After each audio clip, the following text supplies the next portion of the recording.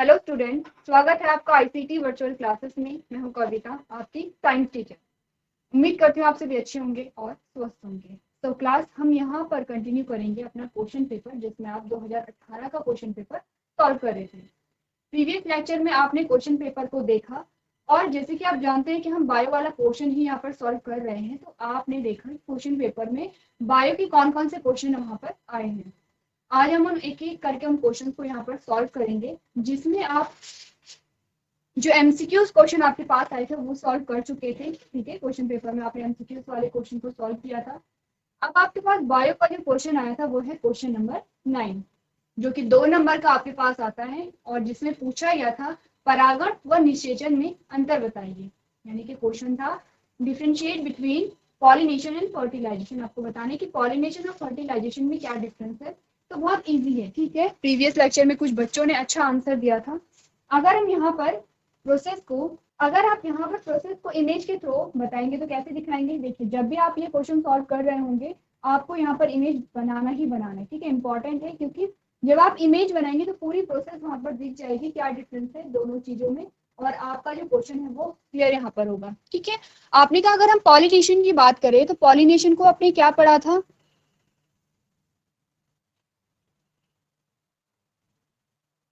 ये आपके पास क्या आती है, पिस्टल आती है। ठीक है, और ये आपके पास आता है स्टेमेन। ठीक है, दोनों क्या है, एक तो क्या है स्त्री केसर है यानी कि फीमेल रिप्रोडक्टिव पार्ट है, और एक क्या है यहाँ पर पुंकेसर है जिसे आप मेल रिप्रोडक्टिव पार्ट यहाँ पर कहते हैं। ठीक है, अब हमने क्या कहा कि इसके अंदर क्या होंगे, पॉलिन ग्रेन होंगे। ठीक है, आपने कहा यह है एंथर, जिसे आप पराग कोश कहते हैं, और आपने कहा यह है फिलामेंट, जिसे आप पुंज तंतु कहते हैं। ठीक है, यह है आपकी वर्तिकाग्र,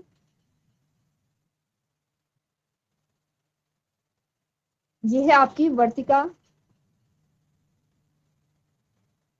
यह आपका ओवरी यानी कि अंडाशय।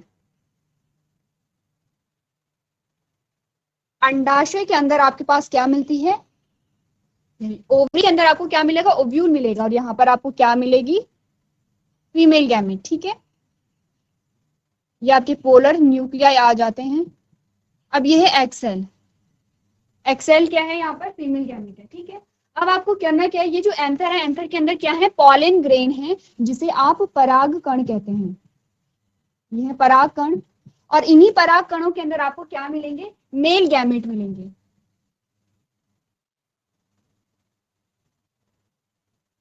जिसे आप क्या कहते हैं, नर युग्मक कहते हैं। ठीक है, ये तो बात हुई यहाँ पर पार्ट्स की। आपने देखा कौन कौन से पार्ट्स हैं, आपने कहा ये है एंथर, ये है फिलामेंट। अब दोनों का फंक्शन भी आपको पता होना चाहिए। एंथर के अंदर क्या होता है, पराग कण होते हैं, इसीलिए आप इसको क्या कह रहे हैं, पराग कोश कह रहे हैं। पराग कण होते हैं, पराग कणों के अंदर आपको क्या मिलेंगे, मेल गैमेट मिलेंगे। ये नीचे जो डंडीनुमा संरचना है जिसे कि आपने फिलामेंट कहा था, इसका कार्य क्या होगा, जो यहाँ पर स्टेमेन है दोनों को मिला करके कंबाइनली आप स्टेमेन कहते हैं या पुंकेसर कहते हैं। तो फिलामेंट का काम होता है इस एंथर को फूल से जोड़े रखना। ठीक है, यानी कि ये वाला पार्ट क्या होगा, फूल से अटैच होगा। अब आते हैं यहाँ पर पिस्टिल पे। पिस्टिल के भी 3 भाग यहाँ पर होते हैं। पहला है वर्तिकाग्र। वर्तिकाग्र का फंक्शन क्या होता है, ये पॉलिनेशन यानी कि परागण में सहायता देगा। वर्तिका का काम क्या होगा, ये पॉलिन ट्यूब जब यहाँ पर जर्मिनेट होगी, यानी कि पराग नलिका जब यहाँ पर बनेगी तो कहाँ से होके जाती है, वर्तिका से होके जाती है। अंडाशय के बारे में अगर हम बात करें, ओवरी के बारे में बात करें, तो ओवरी के अंदर क्या होता है, फीमेल गैमेट यहाँ पर पाया जाता है, और इसी के अंदर क्या होगा, यहाँ पर फर्टिलाइजेशन की प्रोसेस होगी। ठीक है, क्लियर है इतनी बात। अब देखिए कि यहाँ पर पॉलिनेशन क्या हुआ। आपने कहा पराग कणों का परागकोश से वर्तिकाग्र में जो स्थानांतरण हुआ है उसे आपने क्या कहा, उसे आपने कहा पॉलिनेशन। ठीक है, डेफिनेशन क्या है, आपने कहा पराग कणों का परागकोश से वर्तिकाग्र पर जो स्थानांतरण हुआ है, इस प्रक्रिया को आपने क्या कहा, परागण कहा। अब डेफिनेशन सारे बच्चे बता देंगे अगर आपसे पूछा जाए कि परागण किसे कहते हैं। डेफिनेशन आप सब बता देंगे। अगर आपसे पूछा जाए कि परागण किसे कहते हैं तो आप क्या कहेंगे? जीआईसी कोटिया गांव। माइक लेके आइए, आप ये बताइए कौन सी क्लास के बच्चे हैं आप लोग? Hello hello. मैम, मेरी आवाज आ रही है? हाँ जी बच्चे, आपकी हेलो आवाज आ रही है। नाम क्या है आपका? Ma'am, my name is lucky Shah. अच्छा, कौन सी क्लास के हैं आप लोग? Ma'am 11th B. 11th B के। अच्छा, सब्जेक्ट क्या है आपका? Ma'am PCB. पीसीबी है। अच्छा, आपकी बायो है। तो ये बताइए पॉलिनेशन की यस डेफिनेशन मैम। क्या है? परागण की जो परिभाषा है वो क्या है? नो मैम, पता तो नहीं है। किसी बच्चे को पता नहीं है? अच्छा, बायो वाले कितने हैंड रेज कीजिए, जो बायो वाले हैं। मैम सब बायो वाले ही बैठे। सारे बायो वाले। तो किसी को नहीं पता परागण किसे कहते हैं? यस और नो? नो। अच्छा, तो ये बताइए निषेचन पता है? निषेचन किसे कहते हैं? फर्टिलाइजेशन। माइक ऑन कीजिए अपना। माइक ऑफ मत कीजिए, माइक ऑन रहने दीजिए। जी मैम। ये बताइए निषेचन पता है? निषेचन किसे कहते हैं? नो मैम, नहीं है पता। अच्छा, ये बताइए फूलों के कितने भाग होते हैं? फूल के भाग पता है आपको? फ्लावर्स के पार्ट्स। अच्छा, आप ये बताइए, बायो में आपने एक चैप्टर पढ़ा है किंगडम प्लांटी, पादप जगत के बारे में पढ़ा है आपको? आपके पास एक सेपरेट चैप्टर आता है, पढ़ा है आपने? यस। Yes ma'am. क्या पढ़ा है उसके अंदर? एंजियोस्पर्म के बारे में पढ़ा है उसमें? बच्चे आगे बात कीजिए। मैंने कहा एंजियोस्पर्म के बारे में पढ़ा है आपने? नहीं है मैम, पता आप ही बता दो, धन्यवाद। मैं नहीं बोल। नहीं बोल सकते बच्चे, तो आप मेरे पे ऐसा नहीं कर रहे हैं, ठीक है? आपको पढ़ना है, अपने लिए पढ़ना है। आपको नहीं आंसर देना है तो नो प्रॉब्लम। चलिए बैठ। चलिए, तो हम बात कर रहे थे यहाँ पे परागण की। परागण हमने यहाँ पे क्लियर कर लिया, ठीक है? आपको बताना है यहाँ पे फर्टिलाइजेशन और यहाँ पर पॉलिनेशन, दोनों में क्या डिफरेंस होता है, ठीक है? ये तो हमने परागण देख लिया है। चलिए, अब बात करते हैं यहाँ पर पॉलिनेशन की। पॉलिनेशन किसे कहते हैं? पॉलिनेशन आपको पता चल गया है। बात करते हैं फर्टिलाइजेशन की। आपने कहा यहाँ पर पॉलिनेशन हो गया है। अब हम बाद में बात की जो प्रोसेस है उसे देखते हैं, ठीक है? चलिए, यहाँ पर जो पॉलिन ग्रेन है वो आ गया, और ये हमारे पास क्या है? ओव्यूल है। यहाँ पर आपके पास एक्सेल आती है, ये आपके पास पोलर न्यूक्लियाई हैं, ये आपकी एक्सेल है, ठीक है? ये आपके पोलर न्यूक्लियाई हैं। अब जब यहाँ पर पॉलन ग्रेन आ गया तो ये क्या बनाएगा? पॉलन ट्यूब बनाएगा, जिसे आप क्या कहेंगे? पराग नलिका कहते हैं। क्या कहते हैं इसे? पराग नलिका। जब पराग नलिका यहाँ पर बनती है तो यहाँ पर अब मेल गैमेट रिलीज हो जाते हैं। ये है आपके मेल गैमेट।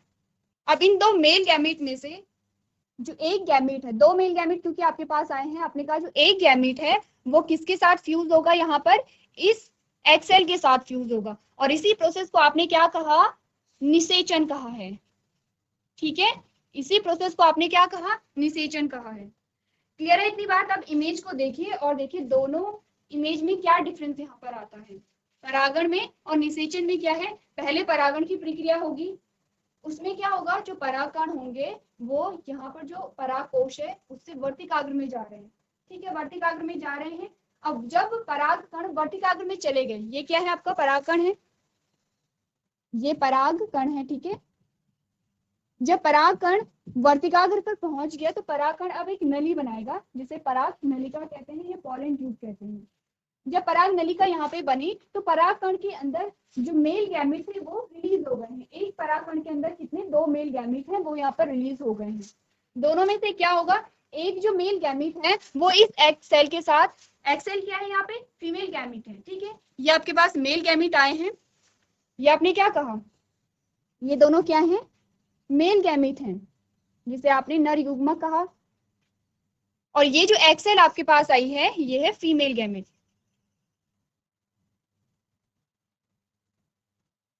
ठीक है? अब फर्टिलाइजेशन की डेफिनेशन क्या पढ़ी थी आपने कहा था fusion of male and female gamete are known as fertilisation, यानी कि नर और मादा युग्मक के संलयन को आपने क्या कहा था? निषेचन कहा था, ठीक है? क्लियर है इतनी बात? देखिए एक बार जो डायग्राम है उसे देखिए। चलिए, अब डिफरेंस यहाँ पर देख लेते हैं। ये तो आपको पता चल गया कि प्रोसेस क्या हो रही है। डिफरेंस अगर आप पढ़ेंगे तो आपके पास सबसे पहले क्या है? पॉलिनेशन और फर्टिलाइजेशन, ठीक है। ये परागण है, ये यहाँ पे क्या है, निषेचन है। कैरेक्टरिस्टिक्स देखेंगे आप, सबसे पहले आया है टाइप्स ऑफ प्रोसेस, यानी कि इस प्रोसेस का प्रकार क्या है। पॉलिनेशन में आपने कहा it is an external process, बाहरी प्रोसेस है पॉलिनेशन, क्योंकि बाहर हो रही है, ठीक है। फर्टिलाइजेशन कहाँ होगी, इंटरनल प्रोसेस है, क्योंकि कहाँ पे होगी, जो ओवरी है, ओवरी के अंदर जो ओव्यूल है, ओव्यूल में प्रोसेस हो रही है, ठीक है। सेकेंड हमारे पास आता है टाइम ऑफ ऑक्यूरेंस, कब होता है, आपने कहा it takes place before fertilisation, ठीक है। जो परागण की प्रक्रिया है वो निषेचन से पहले हो रही है, और निषेचन की प्रक्रिया कब होगी, परागण के बाद होगी। ऑब्वियसली बात है, आपने जब इमेज देखी तो आपने यही सारी चीजें वहां पर देखी थी। फिर आपने कहा था बेसिक फंडामेंट क्या है, pollination occurs when anther of the स्टेमन reaches the stigma of the ovary. ये आपको डेफिनेशन बता रहा है कि पॉलिनेशन कब होता है, जब परागण परागकोश वर्तिकाग्र में जाते हैं, और फर्टिलाइजेशन कहाँ पे होगा, जब यहाँ पर मेल और फीमेल गैमेट का फ्यूजन होगा, ठीक है। फिजिकल और बायोलॉजिकल देखेंगे, आपने कहा pollination is a physical process और फर्टिलाइजेशन यहाँ पे क्या है, बायोलॉजिकल प्रोसेस है। अब दोनों में फिजिकल और बायोलॉजिकल क्यों है, क्योंकि हमने कहा पॉलिनेशन में कोई चेंजेस आया, कोई चेंजेस नहीं आए हैं, सिर्फ पोजीशन चेंज हुई है। परागकण क्या हुए हैं, जो एंथर से आकर के स्टिग्मा पे आए हैं, सिर्फ इतना ही चेंज हुआ है, इसमें आपको कोई नया प्रोडक्ट देखने को नहीं मिला। जबकि फर्टिलाइजेशन यानी कि निषेचन में क्या हुआ, मेल और फीमेल गैमेट जब फ्यूज हुए, फिर आपको वहां पे एक नया प्रोडक्ट देखने को मिला जो था जाइगोट, ठीक है। इसीलिए आपको कह रहे हैं कि बायोलॉजिकल प्रोसेस है, ठीक है, बायोकेमिकल प्रोसेस है। नेक्स्ट आपने क्या बात की, नीड ऑफ एजेंट।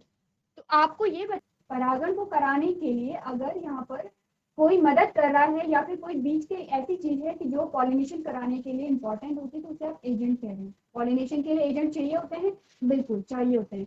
आपने कहा कि दोनों प्रकार के एजेंट यहाँ पर काम करते हैं, बायोटिक और एबायोटिक। अब समझते हैं आप लोग बायोटिक और एबायोटिक का। बायोटिक का मतलब होता है लिविंग, एबायोटिक का मतलब होता है नॉन लिविंग, ठीक है। अब आपने कहा कि एबायोटिक में क्या क्या आएंगे, आपने कहा हवा, हवा के द्वारा क्या होता है, जो पॉलन ग्रेन है वो उड़ करके एक फूल से दूसरे फूल में चले जाएंगे। आपने कहा पानी, जो एक्वेटिव प्लांट होते हैं, जलीय पौधे होते हैं, उनमें जो पॉलन ग्रेन होते हैं वो बह करके एक जगह से दूसरी जगह चले जाएंगे। ये तो हुए आपके बायोटिक एबायोटिक। अगर हम बात करें बायोटिक जो एजेंट होते हैं उनमें क्या है, आपने कहा जो बर्ड्स होती हैं, ये बर्ड्स होते हैं या इंसेक्ट होते हैं, तो वो क्या करते हैं, फूलों पे बैठते हैं और उनकी बॉडी पे कुछ पॉलन ग्रेन अटैच हो जाएंगे। फिर वो क्या करेंगे, एक फूल से दूसरे फूल में जब जाते हैं तो वहां पर क्या होता है, वो जो पॉलन ग्रेन है वो ट्रांसफर हो जाते हैं। तो आपने कहा कि जो पॉलिनेशन है उसमें बिल्कुल एजेंट की आवश्यकता है। क्या क्या एजेंट आपको बताए गए हैं, विंड यानी कि हवा, वाटर यानी कि पानी, बर्ड्स और इंसेक्ट, ठीक है। अब आपको ये कहा गया कि निषेचन में यहाँ पर एजेंट की आवश्यकता है। आपने कहा no such agent is needed, fertilisation takes place when a pollen tube enters the ovule, this is seen in the case of plants. आपने कहा कि निषेचन के लिए किसी एजेंट की आवश्यकता नहीं है, ठीक है, क्योंकि पॉलन ट्यूब के द्वारा जो गैमीट है वो एक साथ फ्यूज वहां पर हो रहे हैं। नेक्स्ट हमने बात की है requirement of external factor. External factor are necessary for pollination, और यहाँ पर कोई भी एक्सटर्नल फैक्टर की आपको जरूरत नहीं होती है। रिजल्ट क्या है आपके पास, आपने कहा दोनों प्रोसेस हो गई है, पॉलिनेशन भी हो गया है, फर्टिलाइजेशन भी हो गया है, तो रिजल्ट क्या आया, आपने कहा this process result in the fertilisation of gamete. परागण की प्रक्रिया के फलस्वरूप यहाँ पर निषेचन देखने को मिलता है, ठीक है, क्लियर है कि यहाँ पर रिजल्ट दोनों प्रोसेस का क्या आया, जब यहाँ पर परागण की प्रक्रिया हुई यानी कि पॉलिनेशन की प्रोसेस हुई, तो इसका रिजल्ट आया आपके पास निषेचन यानी कि फर्टिलाइजेशन। अब फर्टिलाइजेशन का रिजल्ट क्या आएगा आपके पास, देख लेते हैं। आपने कहा this process result in the formation of embryo in animals और सीड इन प्लांट्स। फर्टिलाइजेशन की प्रक्रिया के फलस्वरूप आपको क्या देखने को मिला, यहाँ पर एम्ब्रियो, एनिमल्स में आपको एम्ब्रियो देखने को मिला और प्लांट्स में आपको सीड देखने को मिला यानी कि बीज देखने को मिला, ठीक है। बीज का निर्माण किस प्रक्रिया के फलस्वरूप हुआ, फर्टिलाइजेशन की प्रक्रिया के फलस्वरूप, ठीक है। नेक्स्ट आपने कहा necessity of tube, pollen and fallopian. अब देखिए ध्यान दीजिए, आपने कहा कि यहाँ पर कुछ ट्यूब ऐसी होंगी कि जिनकी रिक्वायरमेंट होती है। दो ट्यूब के नाम दिए गए हैं, एक तो पॉलन ट्यूब का नाम दिया गया है और एक फैलोपियन ट्यूब का नाम दिया गया है। क्या होती है फैलोपियन ट्यूब, आप जानते हैं, अगर आप जानते हैं तो अच्छी बात है, नहीं जानते तो होमवर्क में नोट कर लीजिए कि फैलोपियन ट्यूब की डेफिनेशन आप करके लेके आएंगे, ठीक है। डेफिनेशन प्लस डायग्राम दोनों आपको आने चाहिए। तो जब पॉलन ट्यूब की बात हो रही है तो आपने कहा कि क्या होगा, pollen tubes are not necessary for this process. Pollination में आपको पॉलन ट्यूब की आवश्यकता नहीं होगी, नहीं होगी, क्योंकि क्या हो रहा है यहाँ पे, पॉलन ट्यूब का फॉर्मेशन कब होता है, पॉलिनेशन के बाद। ठीक है, क्लियर है इतनी बात, यानी कि पराग नलिका कब बनेगी, परागण की प्रक्रिया के बाद बनेगी। अब फर्टिलाइजेशन की बात करें तो आपको दोनों ही केस यहाँ पर दिखाए गए हैं, आपको एनिमल का केस भी दिखाया गया है और प्लांट का केस भी दिखाया गया है। आपने कहा in case of plants pollen tubes are necessary for the transfer of male gamete to the egg and in case of animals। सबसे पहले प्लांट के केस में हमने क्या देखा, प्लांट के केस में आपको pollen tube चाहिए। ठीक है, प्लांट के केस में आपको pollen tube की आवश्यकता होती है, इसलिए होती है ताकि मेल गैमेट फीमेल गैमेट के पास आ सके। अगर हम बात करें एनिमल्स की या हम बात करें मनुष्य की, हमने कहा कि इसी प्रोसेस के लिए आपको क्या चाहिए होता है, फैलोपियन ट्यूब चाहिए होती है। ठीक है, क्या पढ़ा आपने कहा in case of animal fallopian tube do this job. समझ रहे आप लोग कि पॉलन ट्यूब की जब बात आएगी तो आप यहाँ पर प्लांट की बात करेंगे और यहाँ पर फैलोपियन ट्यूब की आएगी तो आप क्या किसकी बात करेंगे, एनिमल्स की बात करेंगे। ठीक है, फैलोपियन ट्यूब क्या होती है, आपने कहा कि जो फीमेल रिप्रोडक्टिव पार्ट होता है उसका एक भाग होता है फैलोपियन ट्यूब, जिसमें फर्टिलाइजेशन की प्रोसेस होती है। अब जो यहाँ पर फैलोपियन ट्यूब है उसके कौन कौन से पार्ट होते हैं, 3 पार्ट आपके पास आते हैं। आपने कहा यहाँ पर इस्थमस आता है, एम्प्यूला आता है और जो फिमरी वाला पार्ट आपके पास आता है। ठीक है, क्लियर है इतना। लास्ट वाला आपको एग्जाम्पल दिया गया है where we can see this process. आपने कहा जो पॉलिनेशन है it is seen in only flowering plants. Pollination सिर्फ आपको फ्लावरिंग प्लांट्स में ही देखने को मिलता है, जबकि फर्टिलाइजेशन आपने कहा it is seen in animal और living beings such as plants, animals, birds, insect, humans. Fertilisation सब में पाए जा रहे हैं। ठीक है, क्लियर है। एक बार देखिए कि दोनों में क्या क्या डिफरेंस यहाँ पर है और इंपॉर्टेंट पॉइंट्स को आप नोट कर सकते हैं यहाँ पर। चलिए तो नेक्स्ट क्वेश्चन देखिए, आपके पास नेक्स्ट क्वेश्चन कौन सा आया है, ये आपके पास आया है क्वेश्चन नंबर 10। ठीक है, कितने नंबर का है, 2 नंबर का आपके पास आया है, जिसमें आपको कहा गया लार क्या है, व्हाट इज सलाइवा। भोजन के पाचन में इसकी क्या भूमिका है, what is its role in the digestion of food. ये क्वेश्चन रिपीट हुआ है। ठीक है, ये क्वेश्चन क्या हुआ है, रिपीट हुआ है। आपको बताने कि लार क्या है और भोजन में इसकी क्या भूमिका है। तो लार आप जानते हैं कि लार क्या है, लार ग्रंथि से स्रावित होने वाला एक तरल पदार्थ है। क्या करेगा, ये भोजन के पाचन में हमारी सहायता करता है। किस प्रकार करता है, यहाँ पर ये कार्बोहाइड्रेट का पाचन करेगा। आंसर देख लेते हैं। चलिए, लार क्या है, ये तो आप जानते हैं कि लार कहाँ से हो रहा है, लार ग्रंथि से स्रावित हो रहा है। हमारे मुख में जो लार ग्रंथि होती है वो 3 प्रकार की ग्रंथियां होती है, 3 जोड़ी ग्रंथियां होती हैं, यहाँ पे आपकी टंग के नीचे। ठीक है, तीनों क्या करती है, लार का श्रावण करती हैं। अब आपके लिए होमवर्क में ये कि लार का यानी कि सलाइवा का कंपोजिशन क्या है, जो सलाइवा है वो किस चीज से मिलकर के बना है, ये आपको होमवर्क में देखना है, क्योंकि कभी कभी ये भी पूछा जाता है कि लार किस किस चीज से मिलकर के बना है। ये आप सारे बच्चे करके आएंगे। नेक्स्ट जो हमारा लेक्चर होगा हम इस क्वेश्चन को फिर से रिपीट करेंगे। ठीक है, अब देख लेते हैं कि इसके कार्य क्या है। ठीक है, आपने कहा helps in cleaning the mouth and has a tendency to destroy germs, prevent tooth decay. जो लार के कार्य हैं वो पहला कार्य है मुंह को साफ करने में मदद करता है और कीटाणुओं को नष्ट करने की प्रवृत्ति रखता है और दांतों को सड़ने से रोकता है। ठीक है, नेक्स्ट है saliva lubricates the food for aiding swallowing, यानी कि निगलने में सहायता करता है। आपने कहा कि अगर सोचिए आपके मुख में लार ही नहीं होता तो क्या आप भोजन को चबा पाते या भोजन को निगल पाते। जैसे कि कई बार आपने क्या खाया होगा, आपने ब्रेड खाया या आपने बंद खाया, तो उस टाइम पे क्या होता है कि वो आपके पूरे लार को, पूरे सलाइवा को क्या कर लेते हैं, एब्जॉर्ब कर लेते हैं और आपको क्या करते, निगलने में प्रॉब्लम होती है। तो आप पानी पीते हैं आप लोग, तो जब खाना अटक जाता है तो क्यों अटकता है, क्योंकि वहाँ पे लार कम हो गया है। ठीक है, इसीलिए आप क्या करते हैं, वहाँ पे पानी पीते हैं। आपको यही कहा जा रहा है कि जो लार है वो क्या करेगा, सबसे पहले तो भोजन को गीला करने में, चबाने में सहायता करता है सबसे पहले तो।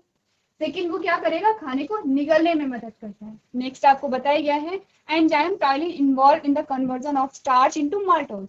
अब स्लाइवा में एक एंजाइम होता है जिसे आप टाइलिन कहते हैं, वो काम क्या करेगा, कार्बोहाइड्रेट का पाचन करेगा। कैसे करेगा, माल्टो, यहाँ पे स्टार्च को माल्टोज में बदलता है। क्या करेगा, स्टार्च को माल्टोज में बदलता है। तो स्टार्च, ये जो स्टार्च आपके पास आया है एक कार्बोहाइड्रेट है, ये आप सारे बच्चे जानते हैं, ठीक है। आपको ये बताना है कि ये जो स्टार्च है ये किस प्रकार का कार्बोहाइड्रेट है, मोनोसेकेराइड है, डाइसेकेराइड है या पॉलीसेकेराइड है। ये आपको खुद से पढ़ करके आना है। ये भी आपका क्या है, होमवर्क है कि जो स्टार्च है वो किस प्रकार का कार्बोहाइड्रेट है, मोनो है, डाई है या पॉलीसेकेराइड है। ठीक है, क्लियर है। जानते हैं आप लोग क्या क्या होता है मोनोसेकेराइड, डाइसेकेराइड। आप जब क्लास 6-7 में थे तब आप वहां पर एक टेस्ट कर रहे थे, आप देख रहे थे कि किस भोज्य पदार्थ में कौन सा पोषक तत्व पाया जाता है। इसके लिए आपने कार्बोहाइड्रेट का टेस्ट किया था, आपने प्रोटीन का टेस्ट किया था और आपने फैट का भी टेस्ट किया था। इसी के साथ आपने ये भी जाना था कि कार्बोहाइड्रेट कितने प्रकार का होता है। उसके बेसिस पे आपको क्या करना है, इस क्वेश्चन का आंसर यहाँ पर करना है। नेक्स्ट आपने क्या कहा, saliva aids the formation of bolus, ball like mixture of food that is mixed in the mouth with saliva. यानी कि क्या करेगा, लार बोलस को बनाता है। बोलस किसे कहते हैं, जब आपने भोजन को ग्रहण किया, जब आपने भोजन को चबाया तो भोजन के साथ आपका जो सलाइवा है वो मिक्स हो गया है। ठीक है, तो इस मिक्सचर को, आपके फूड और आपके सलाइवा के मिक्सचर को आप क्या कहते हैं, बोलस कहते हैं। अच्छा, ये तो आपको पता चल गया कि मुख में जब यही भोजन आपके स्टमक में चला जाता है तो तब इस भोजन को क्या कहते हैं, ये भी आप पढ़ के आएंगे। क्योंकि जब हम चैप्टर पढ़ रहे थे और जब आप डाइजेशन के बारे में बात कर रहे थे तब आपने क्या किया था, तब आपने बोला था कि जब यहाँ पर मुख में भोजन और सलाइवा मिक्स हो जाते हैं तो उसे बोलस कहा था। और आपने कहा कि जब यही बोलस आपके स्टमक में चला जाता है तो इसे कुछ और हम कह रहे थे, क्या कह रहे थे ये आपको पढ़ करके आना है। नेक्स्ट जो हमारा लेक्चर होगा सारे क्वेश्चन को हम यहाँ पर डिस्कस करेंगे जो आपको होमवर्क में दिए जा रहे हैं। ठीक है, तो आपने कहा कि लार बोलस, बोलस क्या होता है, भोजन का गोंद जैसा मिश्रण जो मुंह में लार के साथ मिलाया जाता है के निर्माण में सहायता उत्पन्न करता है। नेक्स्ट आपने क्या कहा, saliva also lubricate and moisten the inner lining of the oral cavity with the surface of, यानी कि लार जीभ के सतह के साथ मौखिक गुहा के आंतरिक परत को भी चिकनाई और नम प्रदान करती है। ठीक है, क्लियर है। लार के कार्य क्या क्या होते हैं नोट कीजिए। इससे पहले जो क्वेश्चन आपके पास आया था उसमें आपसे सिंपल सा पूछा गया था कि लार के क्या कार्य है वो बताइए। ठीक है, अभी क्वेश्चन में क्या पूछा गया है, लार क्या है, आपको ये भी बताना है कि लार क्या है और लार के कार्य क्या है वो भी आपको बताने हैं। चलिए, तो नेक्स्ट क्वेश्चन देखिए यहाँ पर। नेक्स्ट क्वेश्चन जो है क्वेश्चन नंबर 11 है और आपके पास 2 नंबर का है। ये क्वेश्चन सेम यहाँ पर रिपीट हुआ है। ठीक है, तो ये सेम क्वेश्चन आपके 12th में भी आता है। जब बायो का जब आप क्वेश्चन पेपर देखेंगे तो ये क्वेश्चन वहां पर भी कभी कभी आ जाता है। तो क्वेश्चन में है कि मानव में बच्चे का लिंग निर्धारण कैसे होता है, यानी कि how is the sex of the child determined in human beings. तो किससे पता है इसका आंसर, चलिए तो देख लेते हैं। बहुत इजी क्वेश्चन है, बहुत बार आया है। आपने कहा कि यहाँ पर क्या होता है, कैसे यहाँ पर जो बच्चा है उसका लिंग का निर्धारण होता है। तो आपने कहा कि ये डिपेंड करता है किस पे, जो आपके सेक्स क्रोमोसोम होते हैं। कौन कौन से होते हैं, आपने कहा एक्स और एक्स वाई। ठीक है, अब जानते हैं एक्स एक्स किसमें पाया जाता है, फीमेल में, और एक्स वाई किसमें पाया जाता है, मेल में। ठीक है, अब यहाँ पर क्या होता है, जब आपने अपने जेनेटिक का चैप्टर पढ़ा है में क्रॉस कैसे किया जाता है ये भी आपको पता है। सबसे पहले क्या होगा, यहाँ पे गैमीट बनेंगे। कैसे बनेंगे गैमीट,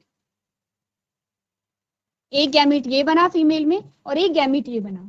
सेम मेल में भी गैमीट बनेंगे, एक गैमीट ये बना और एक गैमीट ये बना। अब दोनों प्रकार के गैमीट में डिफरेंस क्या है, देखिए मेल में भी 2 गैमीट बने हैं, फीमेल में भी 2 गैमीट बने हैं। डिफरेंस क्या है, फीमेल में एक ही जैसे गैमीट बने हैं, सेम गैमीट बने हैं, और मेल में क्या है, अलग अलग प्रकार के गैमीट बने हैं। एक एक्स है और एक वाई यहाँ पर आता है। ठीक है, क्लियर है इतनी बात। ये भी आपको पता है कि टोटल हमारी बॉडी में कितने क्रोमोसोम होते हैं, 46 क्रोमोसोम होते हैं। ठीक है, 23 जोड़ी, जिनमें से 22 जोड़ी हमारी बॉडी में सेम होते हैं। ठीक है, क्या कहते हैं उन क्रोमोसोम को, ये भी आप देख करके आएंगे। इसमें जो बची एक जोड़ी है जो डिफरेंट होती है उसे आप कहते हैं सेक्स क्रोमोसोम, जो कि यहाँ पर क्या करेंगे, लिंग का निर्धारण करेंगे। लेकिन इनमें से आपने कहा फीमेल के क्रोमोसोम करेंगे या मेल के करेंगे, तो आपके पास आंसर अभी आ जाएगा जब आप यहाँ पर क्रॉस करेंगे।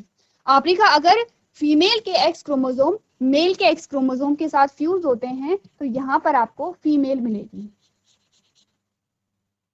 ठीक है, फिर आपने कहा कि जो फीमेल के एक्स क्रोमोसोम अगर मेल के वाई क्रोमोसोम के साथ फ्यूज होते हैं तो आपको यहाँ पे क्या मिलेगा, मेल। फिर आपने कहा अगर फीमेल का ये वाला एक्स क्रोमोसोम मेल के एक्स क्रोमोसोम के साथ फ्यूज होगा तो आपको मिलेगी फीमेल। और अगर फीमेल के एक्स क्रोमोसोम मेल के वाई क्रोमोसोम के साथ फ्यूज होते हैं तो आपको मिलेगा मेल। क्या समझे इस बात से? इस क्रॉस से आप क्या समझे? सिंपल सी बात है, इस क्रॉस से आप ये समझे कि जो फीमेल है वो चाहे मेल है चाहे फीमेल है, उसे क्या कर रही है, एक्स क्रोमोसोम ही पास कर रही है। यही आपने देखा, ठीक है। आपने कहा ये जो फीमेल थी, फीमेल ने इसे एक्स क्रोमोसोम दिया, ये जो मेल था, मेल को भी फीमेल ने एक्स क्रोमोसोम दिया है। फिर आपने कहा ये जो फीमेल थी, फीमेल को भी एक्स क्रोमोसोम दिया है, और ये जो मेल है, मेल को भी एक्स क्रोमोसोम दिया है।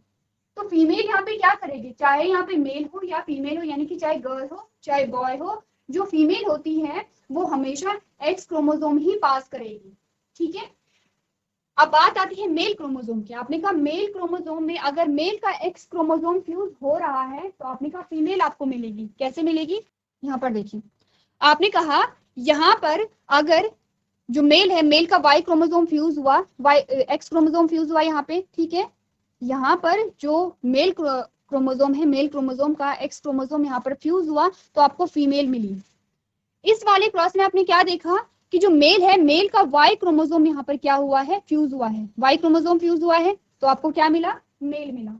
फिर आपने फिर से देखा कि अगर मेल का एक्स क्रोमोसोम फ्यूज हुआ है तो आपको फीमेल देखने को मिली, और अगर मेल का वाई क्रोमोसोम यहाँ पर फ्यूज हुआ तो आपको मेल देखने को मिला।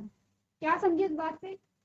हम कह सकते हैं कि यहाँ पर बच्चे के लिंग निर्धारण में जो मेल है उसके क्रोमोसोम यहाँ पर क्या कर रहे हैं, मुख्य भूमिका निभा रहे हैं। क्योंकि फीमेल तो क्या कर रही है, फीमेल अगर आपको मेल आए या फीमेल आए, फीमेल ने सेम ही क्रोमोसोम पास कराने हैं। फीमेल का यहाँ पे कोई भी रोल नहीं होगा किसी भी बच्चे के लिंग निर्धारण में, तो रोल किसका होता है, मेल क्रोमोसोम का होता है, ठीक है। कैसे होगा? आपने कहा अगर एक्स फ्यूज हो रहा है तो आपको गर्ल देखने को मिलेगी, आपने कहा अगर वाई फ्यूज हो रहा है तो आपको बॉय देखने को मिलेगा, ठीक है। यही बात आपने सेम की है। तो जब आप क्वेश्चन का आंसर करेंगे आप सेम यही क्रॉस बनाएंगे, ठीक है। और नीचे से आपको फिर क्या करना है, लैंग्वेज में भी लिखना है, क्योंकि यहाँ पर फीमेल जो है वो एक्स क्रोमोसोम ही पास कर रही है, चाहे वो मेल है चाहे वो फीमेल है। लेकिन जो मेल है अगर वो एक्स क्रोमोसोम उसका फ्यूज हो रहा है तो फीमेल आपके पास आती है, और अगर वाई क्रोमोसोम फ्यूज होता है तो बॉय आपके पास यानी कि मेल आपके पास आता है, ठीक है। तो चलिए ये जो क्रॉस है इसे आप नोट कीजिए सारे बच्चे। चलिए तो इजी है क्वेश्चन। नेक्स्ट क्वेश्चन देखें, आपके पास जो नेक्स्ट क्वेश्चन आया है वो है क्वेश्चन नंबर 19, और ये क्वेश्चन आपके पास 3 नंबर का आया है। क्या पूछा गया है इसमें? आपसे पूछा गया है पुष्प की अनुदैर्ध्य काट का चित्र बनाइए और उसमें निम्नलिखित भागों को दर्शाइए, यानी कि draw longitudinal section of a flower and label following parts in it. Same question repeat हुआ है। मैं आपको कह रही हूँ यहाँ पर इस वाले क्वेश्चन में आप क्या करें, स्टार कर दीजिए। ये वाला क्वेश्चन और एक डाइजेशन से रिलेटेड जो क्वेश्चन है, डाइजेस्टिव सिस्टम से रिलेटेड क्वेश्चन है, वो आप स्टार कर लीजिए, आता ही आता है, ठीक है। आपको पुष्प का अनुदैर्ध्य काट का चित्र बनाना है जिसमें आपको एंथर यानी कि परागकोश, वर्तिकाग्र यानी कि स्टिग्मा, अंडाशय यानी कि ओवरी, ये तीनों पार्ट आपको प्रदर्शित करने हैं। तो आपको करना क्या है, ये जो क्वेश्चन है ये आपके लिए होमवर्क में है। आपको करना क्या है, फूल का डायग्राम बनाना है और आपको सारे ही पार्ट्स यहाँ पर प्रदर्शित करने हैं, ठीक है। क्योंकि जरूरी नहीं है कि इस बार आपसे सिर्फ एंथर, स्टिग्मा और ओवरी पूछा गया है तो अगली बार भी यही पूछा जाए। अगली बार आपको और जो अदर पार्ट्स हैं उसके बारे में पूछा जा सकता है, ठीक है। ये क्वेश्चन आप लोग होमवर्क में करके लेके आएंगे, और जो क्वेश्चन हमने यहाँ पर डिस्कस किए हैं आप लोग उससे अच्छी तरीके से रिवाइज करके लेके आएंगे। तो आज के सेशन में हम इतना ही करेंगे। अभी तक क्लास में बने रहने के लिए आपका धन्यवाद।